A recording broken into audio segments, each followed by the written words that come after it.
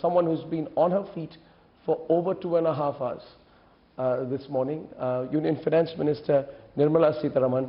She's given the longest ever budget speech, 2 hours 41 minutes in all, is what we timed it at. And it was incredible. And first of all, congratulations on that. Thank you. Did you plan for it to be the longest interview? In fact, I didn't want it to be a long speech. You didn't want it to be. So why was it? I've been insisting that it be shorter than last July budget. Okay. But the expectations of various ministries, various departments, each one of whom wanted at least something mentioned about their ministry's area. Yeah. And also because the expectation in the economy has been such that we wanted to address every section. Yeah. And we had so much to say. Yeah. In the sense, between June, July budget and now, we've met up with so many different sections, all of whom had something to say. Yeah. And the government is also taking. So if you were to talk about schemes, if you were to talk about governance, if you were to talk about disinvestment, if you were to talk also about newer things that you're doing for the economy, it does take time. So it was my desire to be shorter, but sorry. But well done anyway. And by the way, we calculated, Prime Minister clapped 86 times in your speech. So he was completely there. I always believe a budget interview should not just be an elaboration. It should be an opportunity for someone like me to maybe find contradictions in the speech with a view that you give your perspective. The correct perspective goes out. So I hope you don't mind the tone and tenor of the questions. It's as straightforward as can be. I want to get some material out of it which makes it clear to the audience out there what really is the detail of the budget. So first question, you anticipate my first question, is on the tax cuts. Fantastic, well done, you broke it up, there was a lot of applause. But then you went on to say that you're also taking the incentives away, the deductions away. Not just that, you also said, Ms. Sitharaman, you said that we've done some 70% and the rest of them which are there, we will also take it over a period of time. So, but you've made it optional. You can go in for the old system or the new system, etc. But then why didn't you just let whatever little deductions middle class gets be and also lower the tax slabs? That would have put more money in the hands of people, which is so important to drive consumption. There were two. This is an opportunity for me which I wanted to take up, to do two things. One, of course, get more money in the hands of the people. That's one agenda where government has to invest in infrastructure, create assets, also ensure more money goes into the hands of the people. That's one side of the story. But we also wanted to make sure that India has simple and easy to comply tax regime. Could that not have waited for later? Well, that's the point. I could have always put it saying it'll happen 3 years from now. Yeah. And left it at that. Why didn't you do that? But the point is, we want to start even on the taxation reforms, even as we are in this kind of an environment. So what I'm doing here, like the way I did for corporate tax reduction, which I did in September, is I'm not asking people to give away those exemptions that they are enjoying for companies. Until they exhaust that, they can remain there and move on to the system when they choose to. I know here the exemptions are not exhaustible because they continue as long as you want to use those exemptions. But here the idea was, one, give more money in the hands of the people who want it, and if you notice, the deep cuts are for those who are on the lower end of income. 5 to 7, 7 to 12, 12 to 15 and so on. So that's the section which has had deeper cuts. But will people actually save money? No, you know, I don't want to sit and judge as to what they should do with that money. No, I'm saying, will this exemption work at all? Are people going to feel the impact of the exemption if they lose the deductions? No, here, not all... No, I'm sorry, let me rephrase that. Are people going to feel the benefit of the reduced tax slabs if they lose the deductions? I'm saying, Arnab, look at this. Over the decades, 120 exemptions have all come into the Income Tax Act. The document, that income tax book that you take, is like this, like a ton. 120 over the decade. I'm sure each time any one exemption was added, it was added with some reason and justification. But 120? So we looked at it, spent a lot of time looking at each one and its relevance in today's India and so on. Now therefore, I had to remove some of them. I've removed. Rest continue. And for those who choose to remain in the old system, they can still enjoy all those exemptions. For how long? I'm leaving it there. I'm not speculating on how long that's going to continue. So that's one. But a new system will come which is bereft of all exemptions after 5 years. Is no fun. I'll start the reform now. I will allow you to be where you are if you choose to be. But if you're coming here, I'm saying I will do it without exemptions. With that said, I'm allowing some exemptions even in the new one. Are you allowing the significant ones? I will give you a list of those exemptions I'm allowing, which is not discretionary. When I read that list, what will I make of it? I'll explain it to you.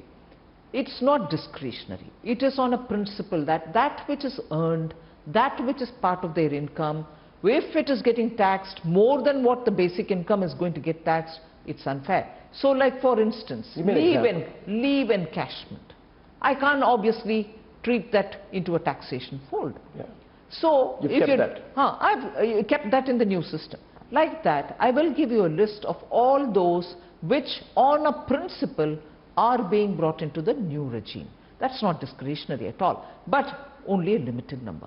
I want to make sure that gradually we move towards a system where no exemptions prevail, but the tax incidence is going to be so low that people wouldn't mind foregoing all those exemptions and complications, everyone trying to see, which they can't do it themselves. They'll obviously need professional advice to see which is the best combination and permutation, which is going to give them a lot of money away from taxation. You've done the calculation, so follow-up, simple question. Everyone watching tonight, Finance Minister, as a professional, you've been a professional before joining politics, for a professional salaried person, you say I've kept the reasonable deductions, exemptions still there.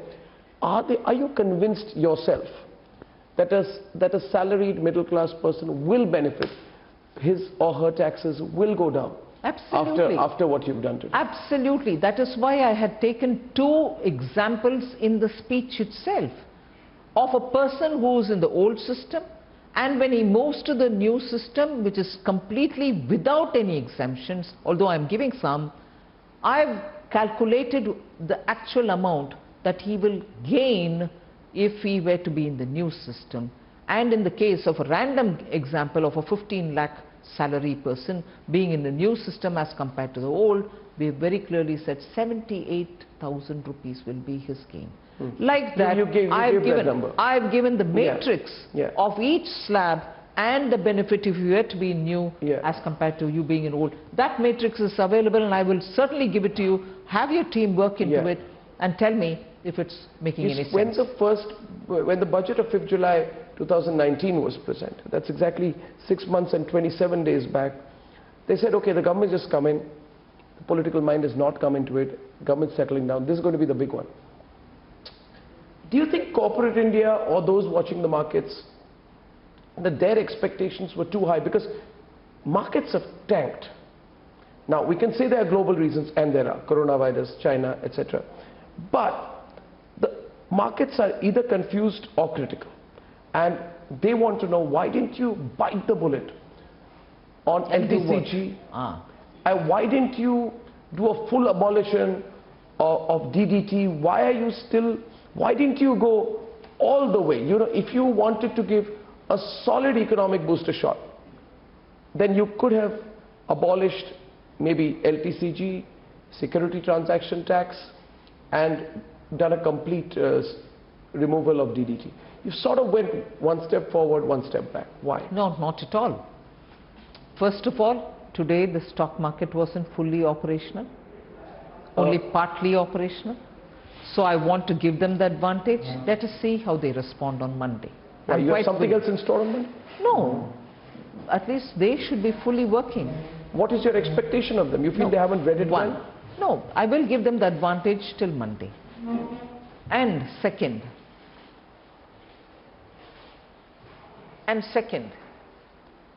you may have a list Yes. Personal income tax, not good enough. DDT, not good enough.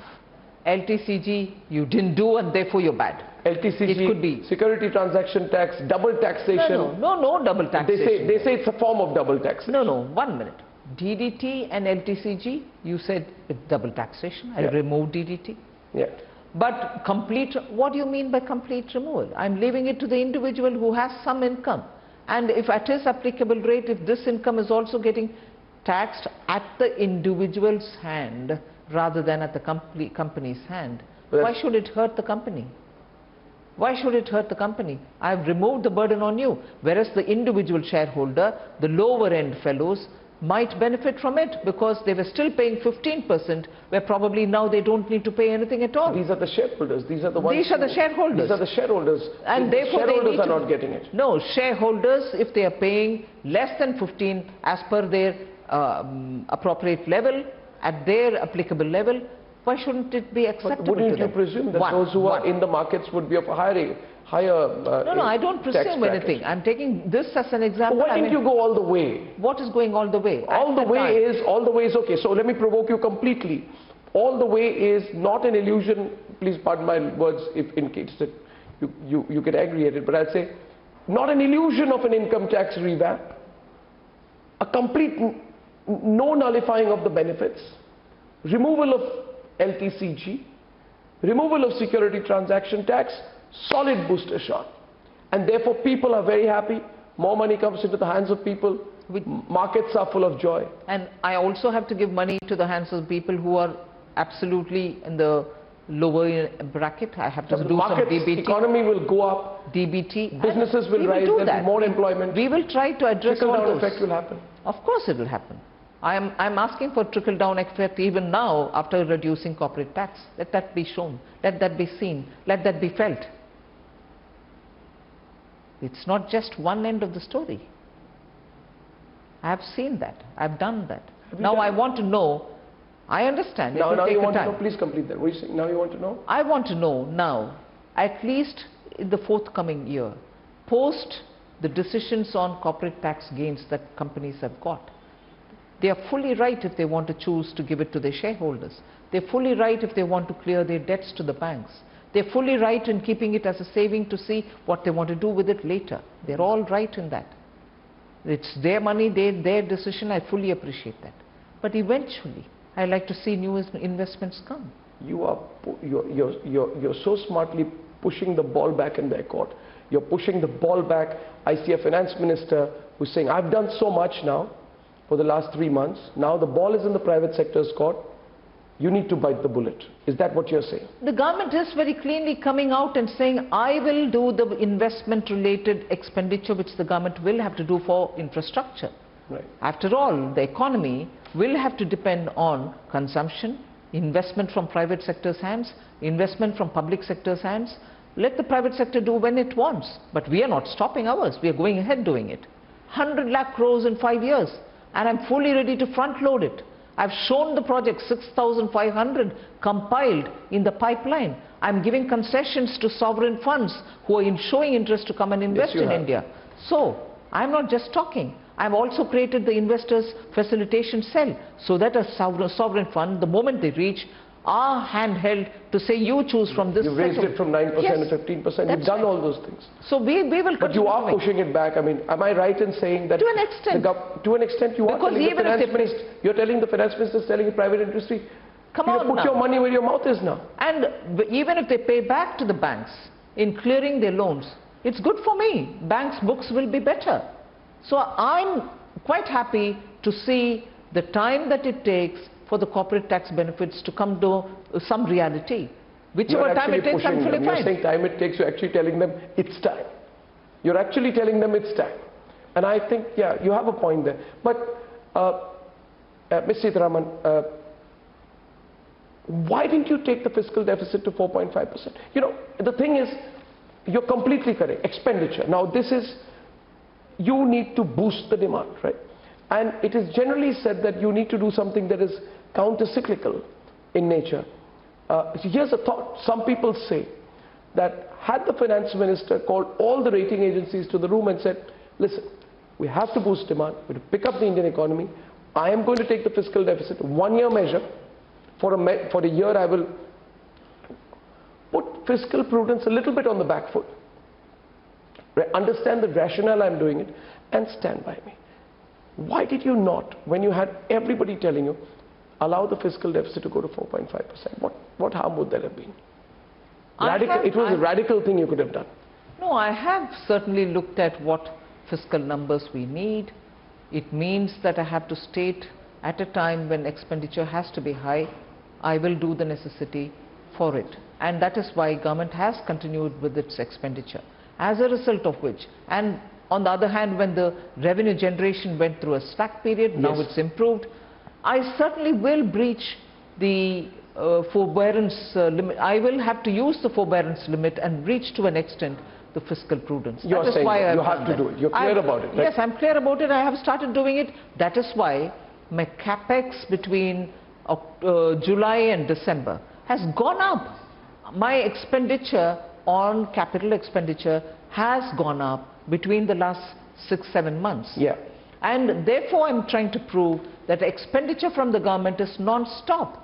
That's what is necessary for stimulating the economy. Yeah. And to that extent, I've been honest enough to say, no, I'm using the forbearance, I'm using the escape clause in the FRBM Act. And you're indicating that you 3.8 is where I've reached. I'm sorry, this is where I am. But I also will have to keep in mind, if I breach, I also will have to depend on borrowing. Borrowing will have an impact on the costs and on the budget itself, on the consolidated fund itself, and therefore I have to balance it, keeping it well within. You're happy having done that? Yes, keeping it well. You would have had more sleepless nights had you not done it. I think there is a necessity to be well within the discipline brackets. Ms. Sitharaman, LIC you did, right? IDBI Bank you announced. But again, if you'd gone all the way, $50-60 billion of, say, put all the possible disinvestment options in one block and treat it that way. Why didn't you do that? And that's one part. Second part is, are you under too much pressure on disinvestment right now? You got to do Air India, they got to do now LIC.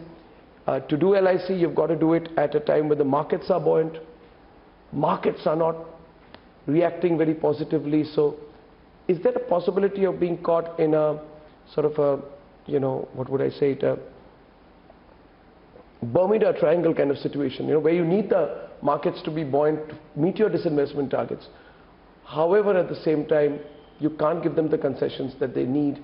So the pressure is still on you, right? The disinvestment, to be fair, after being announced in July, we only have 7 months gone by.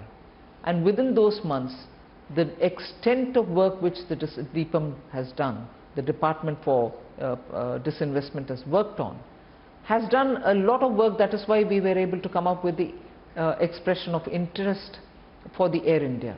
Now, in the meanwhile, they were looking at ETFs also, which is not disinvestment, but they were working on that also. They're looking at Concor, they're looking at BPCL, all that. I did not have the advantage of a full year post the budget for this to be perfect. That's true. And therefore, now when it happens, it's going into the next financial year. Yeah. I'll have to take that into my system. But why are you selling a company? Okay, let me take it for why are you selling a company that has a net profit of 26,000 plus crores in FY 2018? Why are you selling that company? A. B. Contradiction on LIC is that at the same time when the deductions go, that's going to affect the performance of LIC. And so you will not get the same valuation if the performance is affected. Well, I'm not sure that is right at all. Why won't you say it's so? Because I think it's a knee-jerk response. Why would we want to assume that a taxpayer should be told that he should invest only in this or only in that? You see, not an adult who's taking care of his income earning and taking care of his family, managing his affairs, is he not rational enough to decide where he has to put his money? Let him decide if he wants to go to LIC, let him decide if he wants to spend all the money, or let him decide if he wants to buy a vehicle. It's up to him.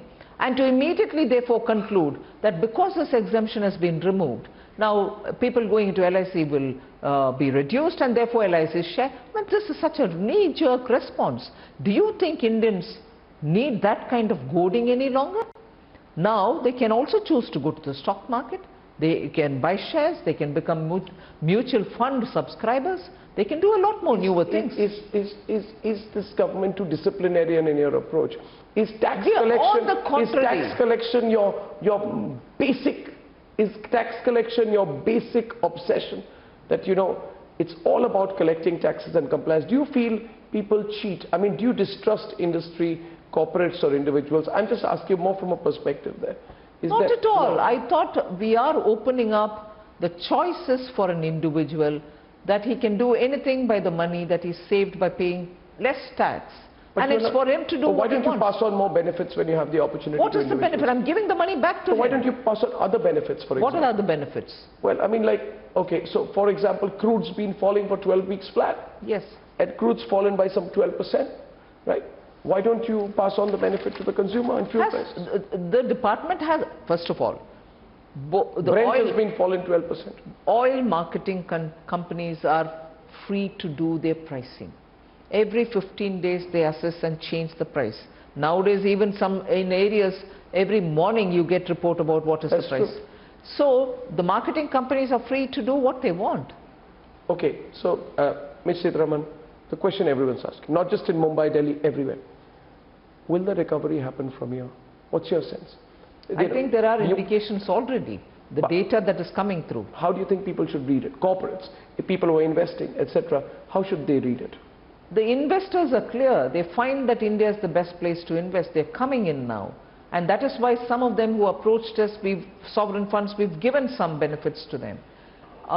There is no confusion in the mind of investors. We've also put a list of pipeline projects which they can pick up from. Yeah. The Indian investments are also opening up. Yeah. So I think we can see tangibly a lot of movement. Well, I wish you all the best. You've been working very hard, and you just told me you won't get a break even tomorrow with your media interactions. Yes. Thanks for keeping your composure in these difficult times, and together with you, we hope for all the best for the economy. Thank you. Thank you, and congratulations. Thank you very much.